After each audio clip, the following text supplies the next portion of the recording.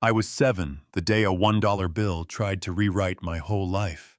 Knees on the stone steps, baby brother in my arms, suitcase cracked open like a mouth, while my stepmother waved that crumpled bill like a flag. Sloane smiled big for the neighbors and said real bright, "See, thief's hands start small." Then a voice from the gate cut through the heat like a screen door snapping shut. "That's enough, step away from the kids." Marcus Reed, my dad's old friend, stepped in like a man who'd finally had it suit, a little wrinkled eye as steady. And for the first time in 2 awful weeks, somebody looked at me and didn't see a problem to get rid of, he saw a kid to protect. Sloane tried to play polite. Harbor Point is full of children who need discipline. Marcus Lily is dramatic. And Brent the man she kept helping with paperwork blew smoke like he'd earned it. But Marcus didn't flinch. "Her name is Lily Hart, and that baby is Jude. You don't teach a baby with a doorstep." He knelt until we were eye to eye. "I believe you," he said, "and you know how some sentences build a floor under your feet.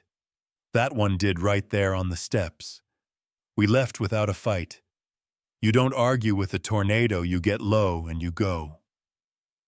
The house still smelled like lilies and candle wax from my dad's funeral 2 weeks earlier.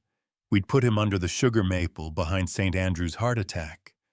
They said like a thief that slips in and never turns on a light. And the day we came back from the cemetery, Sloane told the staff to box his photos, because this is my house now, and Nora Patel, my dad's attorney, in a gray suit that looked like decisions, set a copy of the will on the table and said, "No, this house belongs to Lily and Jude. Your guardianship stands only if you actually care for them. We will be checking." And Sloane nodded with her mouth, while her eyes said over my dead body, "Yeah, that happened." Marcus got us a room at the Harbor Point Inn, the kind where the ice machine coughs and the carpet smells like somebody else's tone. Bought a pack of onesies and a teddy bear and a Lighthouse t-shirt that made Jude hiccup laugh. Then he tried to mix formula and turned the counter into a snow globe. Water too hot, then too cold, cap rolling under the bed. "You're shaking it wrong," I told him, which I only knew because grief had taught me night feeds at 8 years old. He grinned like I'd just taught him how to land a plane. "All right, coach, put me in." And that's how our first quiet night started, me and Jude asleep to the hum of the AC, while a grown man sat in a chair by the door, like he'd fight whatever walked through. Harbor Point is clapboard and porches and opinions, so the dollar roomer took a stroll without permission. Dolores at the consignment shop told the coffee line, "I could snatch a bill faster than a seagull with a French fry, kids." At school moved their hands when I passed, like my fingers were magnets, and Mrs. Ramirez crouched by my desk and said the only sentence that kept my stomach from living in my throat. "I believe you don't let grown folks' mess put a name on you." You know what I mean. Marcus wasn't just angry, he was methodical. Little notebook dates and arrows meetings with Nora in a room that smelled like permanent decisions. And one afternoon, she frowned at a pharmacy log and said these refills don't make sense if your dad was on beta blockers. He shouldn't have had those spikes. We need to test the pills in his bottle. Marcus stared at a coffee stain like he could rub the world clean and said, "Run it, run everything." The twist hit in 2 punches. Jude's fever slammed us in the chest and turned every thought into get to the ER. Dr. Elena Santiago weighed him and traced small bruises with careful eyes and said, "He's malnourished. He hasn't been fed on any kind of schedule. You brought him in on time." And hearing that shame and anger braided together in my throat, because neglect is a quiet kind of violence, and then the lab called Nora.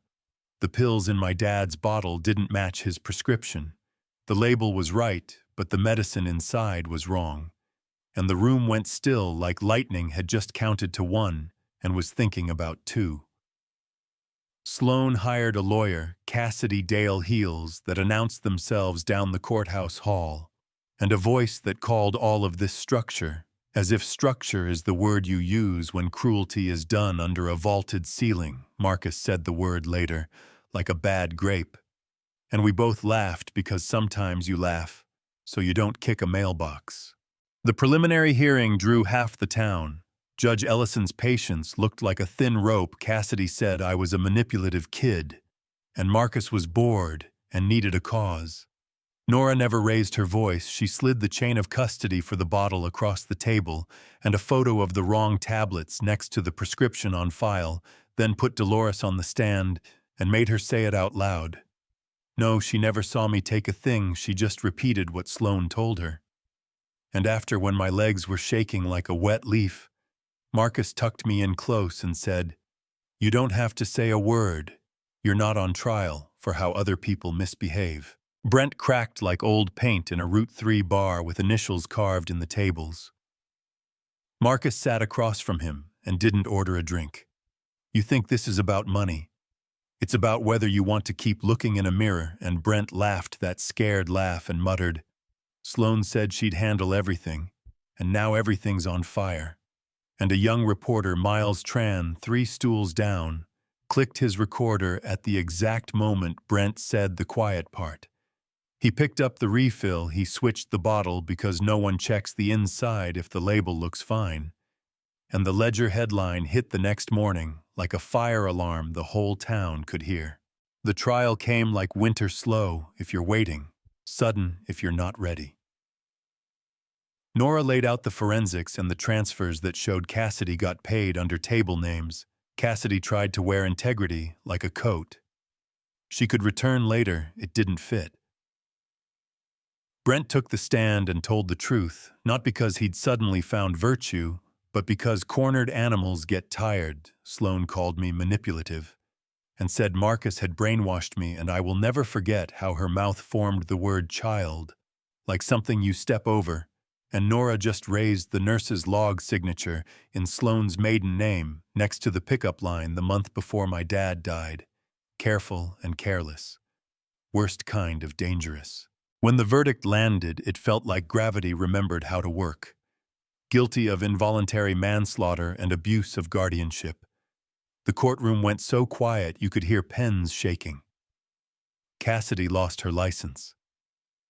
Dolores had to stand and apologize, and I watched how a town can water a lie because it is easier than asking questions.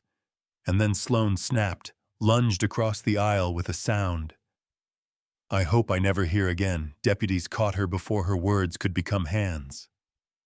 My heart tried to jump out of my chest, and Marcus stepped in front of me like a wall with a heartbeat and said, "No one touches this child, not one more time." Judge Ellison cleared his throat and looked at Marcus the way a coach looks at a player who finished the game on a busted ankle and still made the shot. "Mr. Reed, given your connection to Owen Hart and your conduct, the court grants you legal guardianship of Lily and Jude." Gavel silence, a sound that actually meant something. The hallway was flashbulbs. Marcus lifted a hand.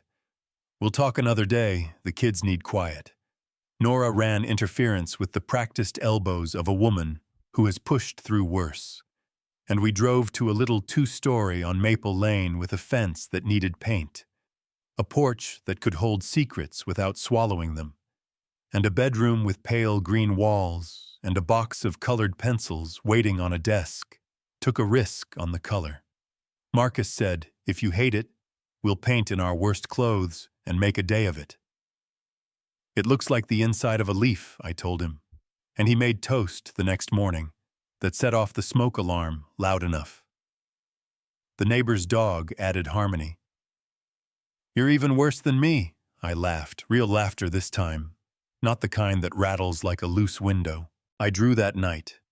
3 figures under a green sky, a man, a girl, a baby with a lighthouse bear, and I carried it to him and said, "I know you didn't ask for this, but if it's all right, I think I'm going to call you Dad." And he didn't make a speech. His eyes shimmered like asphalt in July, and he nodded.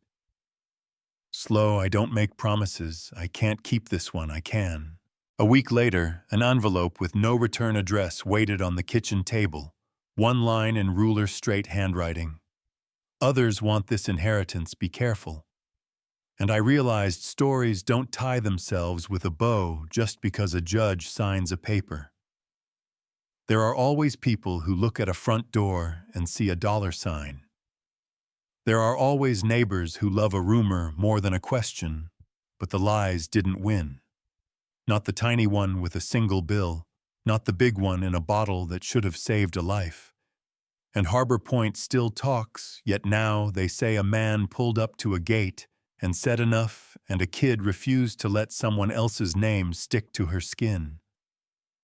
So tell me this, what's worse in your book? The person who plants the lie or the town that waters it, because it's easier than asking hard questions.